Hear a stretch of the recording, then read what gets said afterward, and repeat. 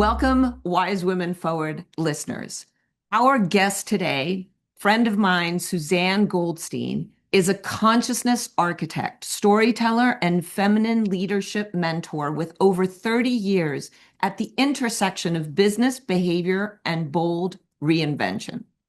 Through Energy OS and her flagship program, Lead Like a Woman, she helps high achieving women lead from who they are, not who they were trained to be. Really important. She is also the author of Carry a Paintbrush, a guide to crafting aligned, meaningful success. And very excited to talk about her newest work, Better Human, brings that same methodology into a technology platform, giving people real tools to interrupt old patterns and choose differently in the moments that matter most. Hello, Susanne. And Hello. so happy to have you with us. So, first and foremost, tell us about Better Human. And here I said that it's for people, but right now you're bringing it forward largely for women, which I love. So, tell us what it is and why women. Thank you. First of all, Chris and Dominique, thank you so much for having me. I'm excited to be here and I'm excited to be in each other's lives. Like that just makes me so thrilled. So Better Human has come out of my nearly 40 years of work, not only healing myself from chronic depression, complex PTSD, and a lot of trauma, but it's something that I've been putting in front of my clients as what I call little codes. What I mean by that is at the end of the day, I describe my work as helping people upgrade themselves like you upgrade your phone. And we do it dot release at a time, just like your phone apps need to be updated. And now you're on, app version 3.4, and it sometimes says you need an upgrade. Well, our brains are just really complex software. And we're born a certain way. And then through our lives, based on the society we grow up, the culture we grow up in, the family we grow up in, the school we go to, all of these things, they imprint us with ways of being in the world. There's certain ways that you should be when you're from a certain family, and there's ways that you shouldn't be when you're from a certain family. And we take on those codes, and then we walk forward in the world like that until we decide that is not who we want to be anymore. And then we get to become choiceful. Then we get to start changing our lives. So I've been doing this work first internally for myself, and then over time, helping other people learn these codes, I call them. And so what I do essentially is I help people take unconscious thoughts and behaviors, which run our lives about 95% of the time. 95% of the things we do every single day are automatic. They come from our unconscious minds. So if someone cuts you off in traffic and you just want to flip them the bird, that's because someone in your history taught you that's how you react to someone cutting you off in traffic. But if you want to change who you be, you've got to recode that part of your brain that does that. And so what I do is I help people install these little new codes, new behavior change codes into your preconscious mind. That's the place where you've stored your phone number. But most of us have not stored our passport number there because we don't use it very often. So if I can help people install a code inside their preconscious mind that filters the information as it's coming from the unconscious, we can become more choiceful. And that's what essentially my work is all around. There are 125 of these codes, and I have taken them from my programs where people got to work with me on them into an app that is now called Better Human. So that's a long answer to your short question, but it's really important to be able to describe it because now I get to say, why are we going with women? And particularly in our world, young women 22 to 35 years old. These are women who are at a point in their life where their patterns are about to lock in for the rest of their lives. And there's something that's happening to the brain at that time where we can get in early enough and we can help them heal themselves from these past wounds, traumas, and codes. They can start choosing more healthy partners. They can start raising more healthy children. I believe that healed people don't harm people. Healed people, they don't shoot up schools. They don't hurt their children. They don't start wars. Healed people actually are able to change every room they walk into. And so we're starting with them as our target market. And then our secondary market is the people who love them. Because our research tells us that most young women aren't ready at this age group to take advice from their parents anymore. They're more of the, yeah, no, I'm trying to individuate here and do it on my own. And so this secondary audience is other people, like their aunts, their uncles, their grandparents, their school counselor, people who love them, who might want to gift them the program or just introduce them to the program. And then the last place our target market is the places they work and the places they go to school. Mm. So we are really looking to kind of do a full spectrum of how can we help this generation move forward differently. Yeah, and having had a sight into this app, it's really about awareness, right? Because when you're aware of the choice that you're making first, then you actually have a choice. Yeah, I see that awareness. Like doing the movie Wise Women, Humanity's Untold Origins, it allowed me as a man insight into more of what it was like to be a woman. Obviously, I can't ever really understand it, but that insight helped me to change and to grow.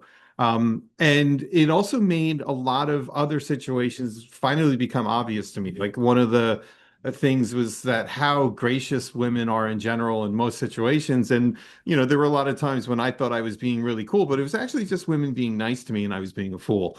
That happened a lot, right? So what I was wondering for you, are there instances now where those, let's say, rose-colored glasses are off and you just sort of see sort of more obvious behaviors from people? And would those behaviors then be their sign to start to look into your work? I love this reflection and the question.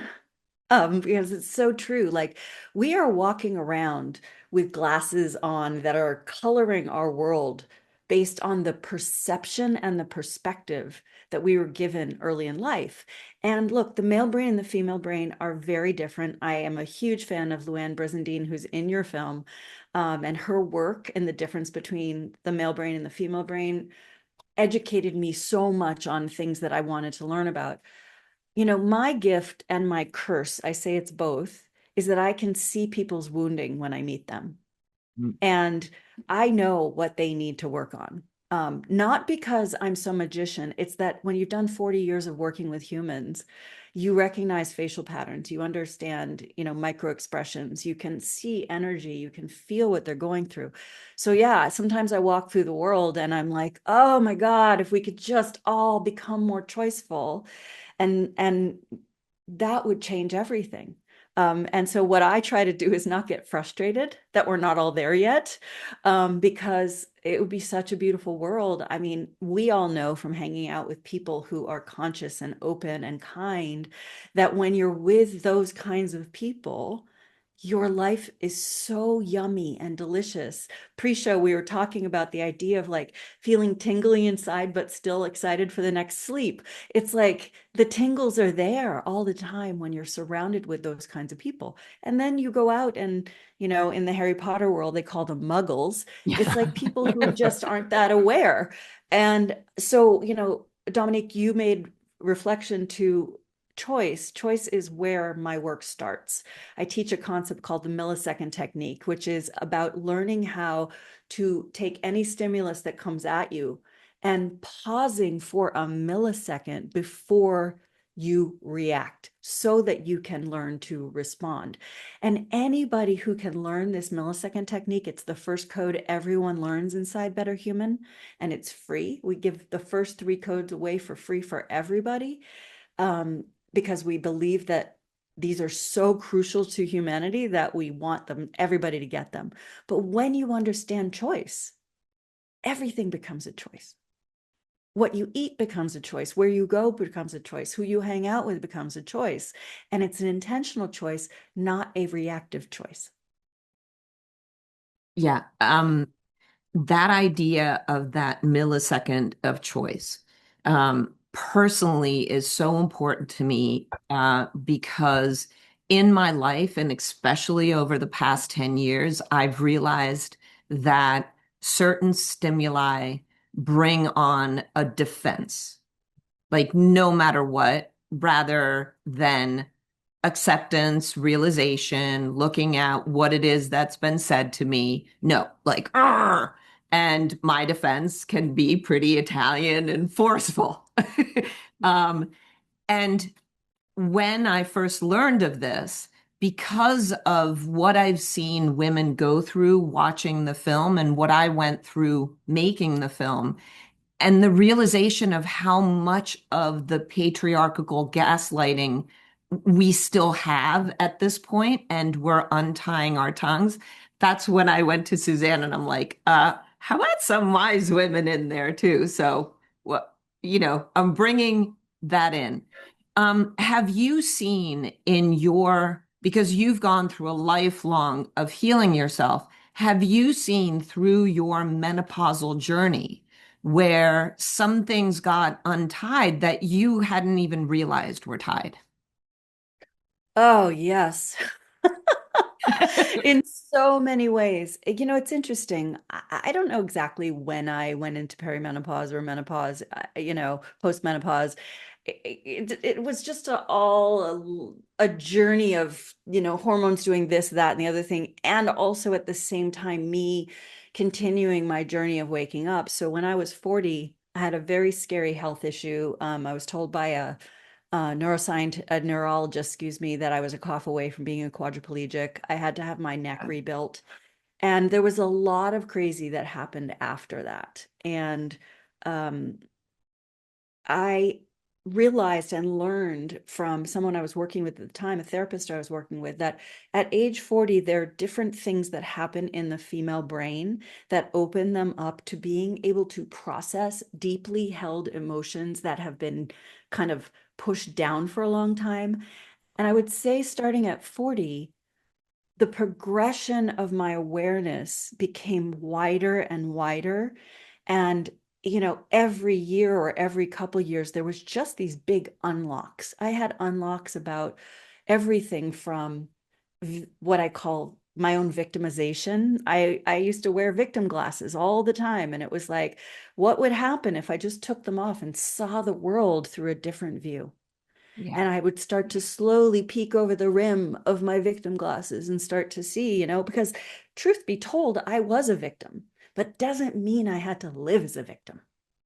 And so I had to really decouple that, but that couldn't happen until my brain was ready to. And I think of that as all of the hormonal stuff that's going on with us as women, is that our brains are being readied for being the grandma effect, the wise woman, the where we're going. We're being readied. So our brains, most people's brains aren't readjusting themselves at these late ages. And so at 50, I had unlocks about other things. At 60, I had unlocks about other things. Everything from belonging to the group of people I hung out with, to my confidence and ability to stand on stage and say anything to anyone. And so I think those unlocks go with our brain growth, with our hormonal changes, and with, I don't know what happens in our brains. We'd have to ask Luann, but the idea that every time you age, you just don't care as much. I don't care what you think. I don't care what you think of me. We get that freedom. Something popped into my head when you said I don't care, which is it's interesting because there's an aspect to you not caring, which is actually caring more. And you don't care about the stigma that can come from you telling a truth, right? And I think that during the estrogen phase of women, that you're more concerned with everybody, everything, and this like drive that you care about everything.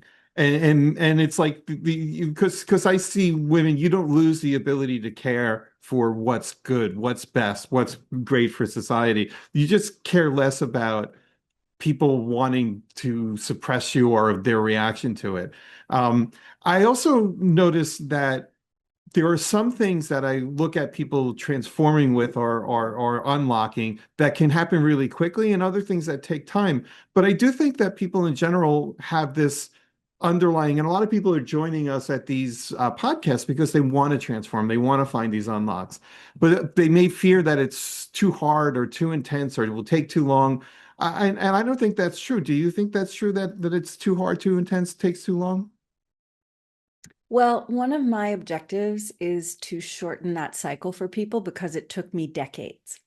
I am a very late bloomer, and I'm so happy to be fully bloomed now. But man, I wish I had another 50 years of life, because if I could live this free and this unencumbered, um, I can only, I mean, I'm gonna work as long as I can, because I don't even think of it as work. But I think purpose drives us a lot. And when you get free, I have a thing called the True Freedom Framework, that Dominique, I know you've had a chance to go through. And it's like, how do we free ourselves so that we're not what I call enslaved to all of that societal coding, the patriarchy, and all the toxic masculine hustle culture that we've grown up in, especially here in the US? And, how do we transform to being different? And so the question is a person open to change? What we do inside the Better Human app, which I think is really unique, is that we surround a person with 360 degrees of learning. So if the topic that we're learning about is this millisecond, there is a training that people, watch. I teach them the concept. Then after that, there's a Hollywood movie they watch. And in this case, it's Groundhog Day, because in that movie, we see Phil the weatherman go from being kind of obnoxiously, arrogantly unaware to becoming slightly more aware, to becoming choiceful as he keeps repeating the same day over and over again. So for him, it took a while, right? Because he just needed more and more evidence, whereas some people move faster. So again, in the Better Human framework, after you see the movie, we actually give you a bunch of journal prompts to help you think it through. And then once you have the journal prompts, you go into some deepening work. We have someone who's an opera singer who does frequency healing. She has a healing code inside a frequency tone for those people who absorb things through frequency. We have visualizations. We have recommended reading. We actually give out wallpaper for the phone. So every time you pick up your phone, you're reminded of the code that you're working on. So we really try to surround people with everything they need to allow themselves to grow at the pace that they grow. My objective is that if it took me 10 years, I want it to take you a year. Or if it took me 20 years, I want you to learn it in 2 months, because I'm going to do everything I can to surround you with efficiency around the opening and efficiency about the integration. I so like the fact that you've um it's almost an algorithm to move forward quickly and to help people. And it is true that some of us may decide to take 10 years to solve a problem, but you can solve it in a month. And then you actually have to be okay with the humiliation that you waited 10 years to do what can take a month. That's also something to be okay with, right, Dominique? Yeah. Yeah. We're That one took me working on that. Yeah, that one took me a long time. And I did have, I don't want to say humiliation. What I've come to, because I truly believe everything is for me, what I've come to is I needed to go through this path so that I could develop these tools, which I call the energy operating system. And I needed to go through this so I could develop these tools so I can gift this to humanity. Yeah, thank you.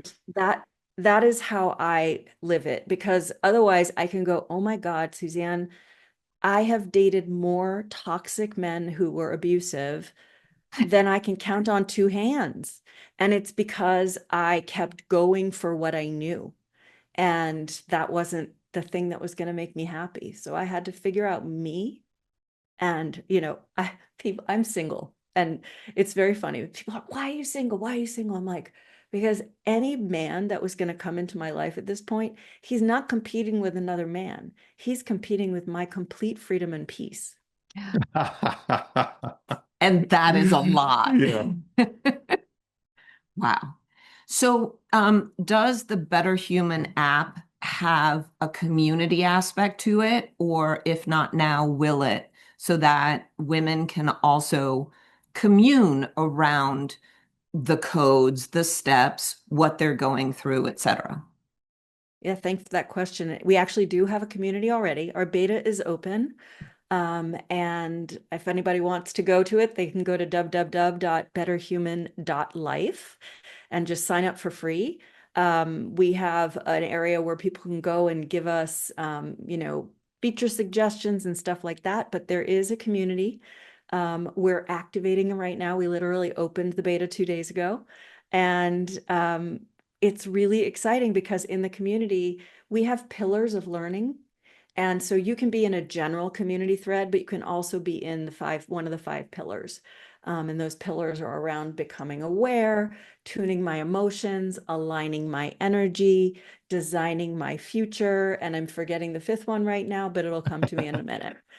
And so we have community around those. Now, I want to say this is not an exclusive woman community. This is an everybody community because we believe men have to be a very important part of the equation. However, we're starting with women because we believe that they are our fastest way to make generational change. Mm. For sure, that's something we discovered about making this film that and we can all make generational change, but the distance because of let's say the colonialism of the patriarchy that women can cover is so vast, right? I mean, we have more or less confusion of like we have so much, what do we do with it? But women, you've been so suppressed. So I really look forward to women breaking out in the work that you're doing. One of the things that I love about what I do and what we do is that we get letters every day from people who are moved by our work.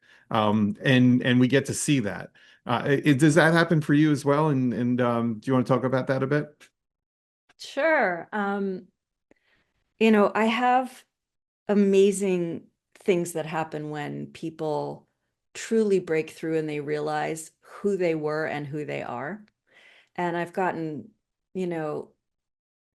letters from people, handwritten notes, that are like, you saved my life.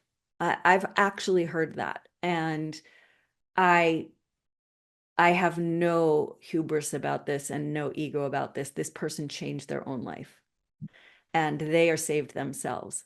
I just gave them the framework to do it and held them while they were going through it. And those are gifts, right? Because when anybody gets an aha, we feel good. We're like, oh, something I did gave you an aha about your life. It makes us feel good. And we also, need to stay in the perspective of, look, it was about them. And I'm very clear about that. So I have gotten great feedback. In fact, the beta, I just got some amazing feedback this morning about the beta. And that keeps you going. I mean, we all love praise, right? We try not to depend on praise, though when we're younger, many of us are affirmation seeking all the time. That was a big one that I had to break through in my late 40s, is the affirmation seeking part. And now it's just when you get some praise, it just feels delicious. And you know that the ripple effect is what matters. Because that one person who, quote unquote, you saved my life, she is now a different human. And every human she interacts with will have the ripple effect of her being healed and being able to walk into a room healed. And this particular person I'm talking about was, when we started, had a lot of narcissistic behavior, just stuff she picked up along the way. She was working in high finance and, there's a lot that goes into that. And so when I get to teach women feminine leadership, and when I get to teach them what it means to lead from grace, and after they've freed themselves, how to rewrite their own internal story so that they can be different in the world, present different in the world, and have a way of coming back to center, even when they get thrown off. I mean, we all get thrown off. I still get thrown off. And I always say one of the codes is called Be a Weeble. Do you remember that toy? That weebles will wobble, but they don't fall down. Yeah. So the Be a Weeble code is literally that toy, right? So it's you get knocked. And when I used to get knocked, I'd get knocked for a year or two. And now I get knocked for a microsecond or maybe, an hour, but it's not incapacitating where it used to be. And so like as we get better and better at these things, it's not that we expect perfection, we expect progress. And the only other thing I want to add to this at this moment is that I've worked with so many people over the years, and for most of them, if I say to them 6 months or a year into their journey, so tell me what the difference is between where we started and where you are now. Most of them will say, I don't remember what I was like. So one of the things we do inside the app is we actually allow you to track your upgrades. And so you have in your own journal an upgrade every time. So like I start myself, we ask everybody to start at their own version number. We don't care what the number is. It's just you need a starting point. And so then if they integrate something or a code and they started at 5.0, they can say, oh, that was a teeny upgrade. I'm going to make myself 5.1. And we ask them to tell themselves really what changed. And then the next time something happens, they can upgrade them. Oh, that was a big upgrade. I'm going to go from 5.1 to 5.6. And here's what happened. And so they can then scroll back through their own journal and go, wow, look how far I've come. And that makes people feel really good. Yeah, what a beautiful notion. As a documentarian, that's what I remind people all the time is film what you are today. Film just something, the most mundane possible thing, because in 10 years, it's incredibly profound, right? Yeah. And I love that you use such clear-cut images for us. The minute that you call it the Weeble code, all of us as kids remember that there was no way to knock those things down so that they didn't come back up. You'd have to just like crush them. And that's the point. No, No, leave it up to Dominique to figure I out a know, way to knock I it know. down permanently. Hey, You I knock it grew down, up you with jump 6 on time, brothers. then you Yeah, start exactly. standing it with a knife. That's a very Dominique thing right there. Yeah, People's not going to fall down. Guess what? I'm gonna kill it. But Well, that's the point, is to remember that we all have the yeah. power to get back up. Yes. It's not until we're in the grave we can get back up. Dang it. Until we're in the grave. Yeah. And then maybe. And Oh. as someone who was really like, I spent a lot of years at the bottom of the barrel.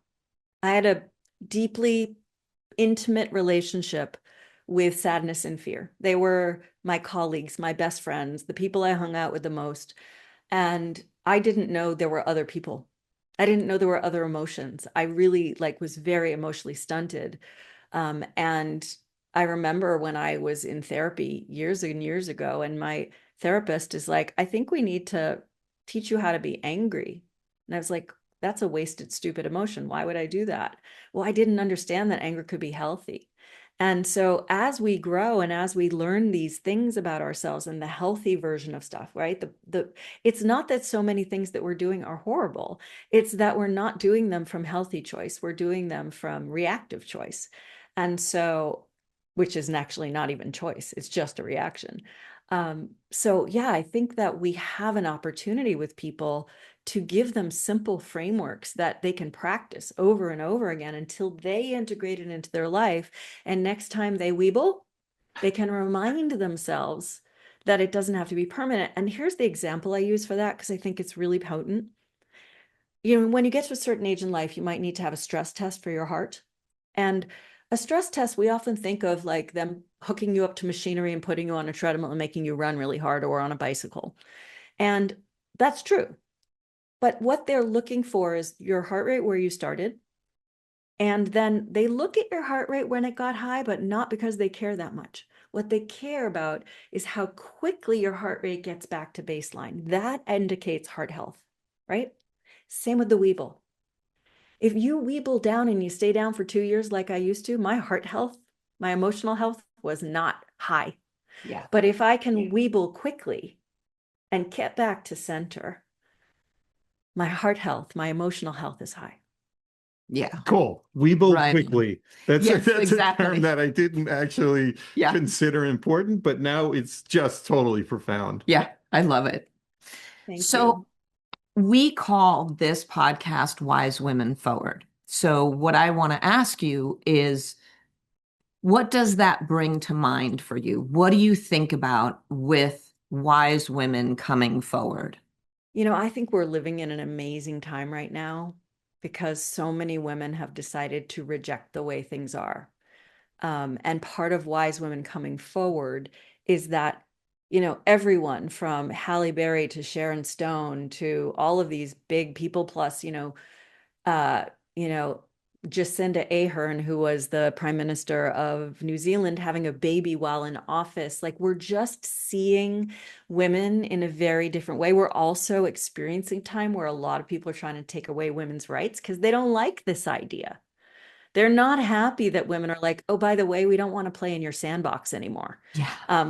This sandbox is no fun for us. This sandbox is me quashing myself. This sandbox is Handmaid's Tale, right?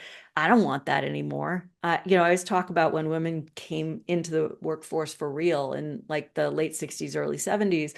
And I don't know if you recall, we wore these huge shoulder pads in our blazers, right? Do you know why?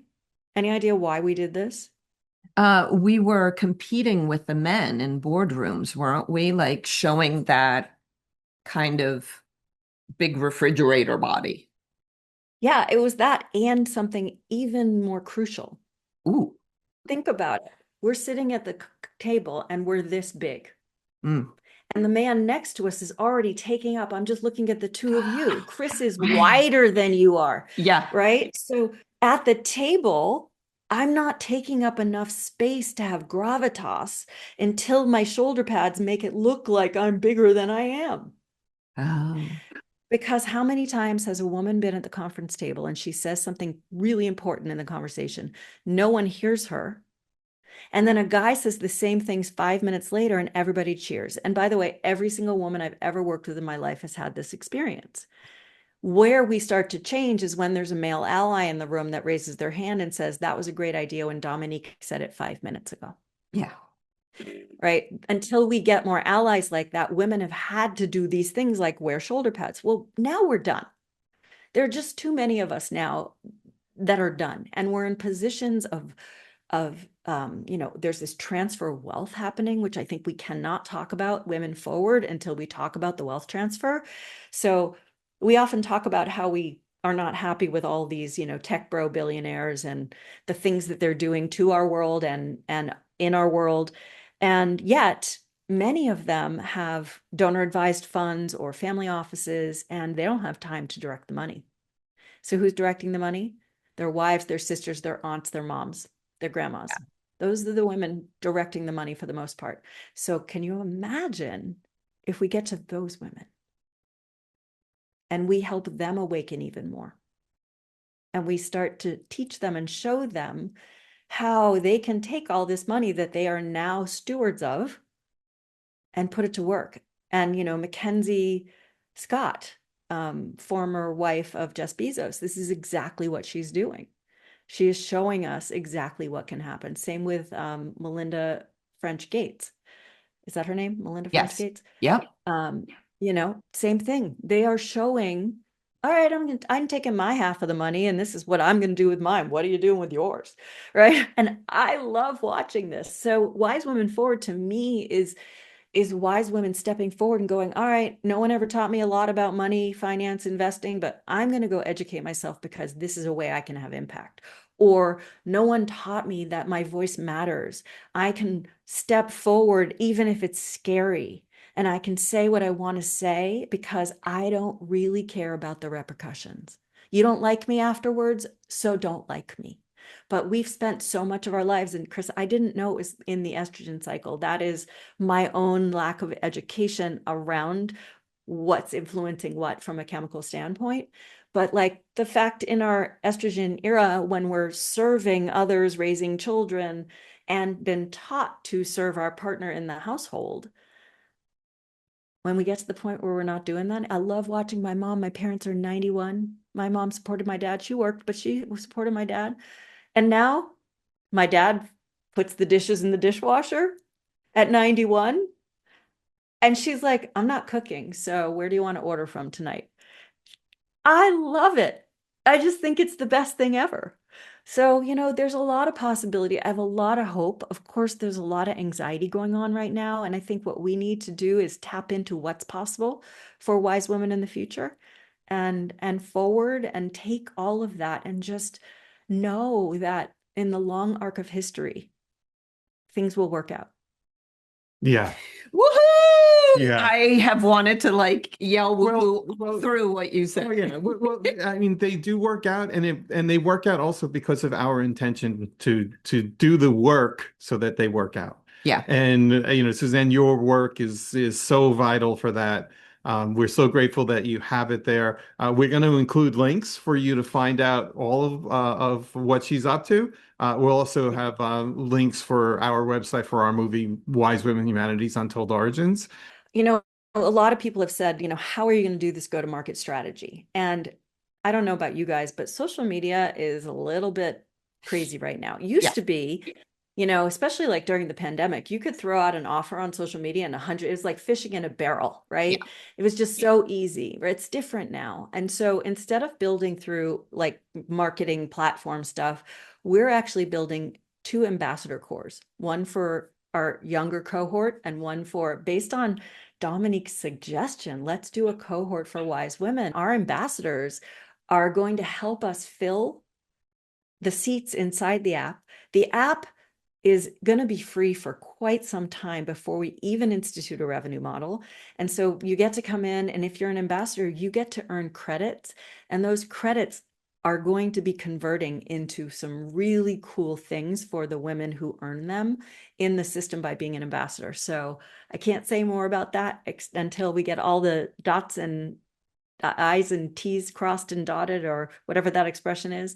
Thank you all for coming. And thank you for the podcast and listening. And we'll see you all on the next one, or hear you.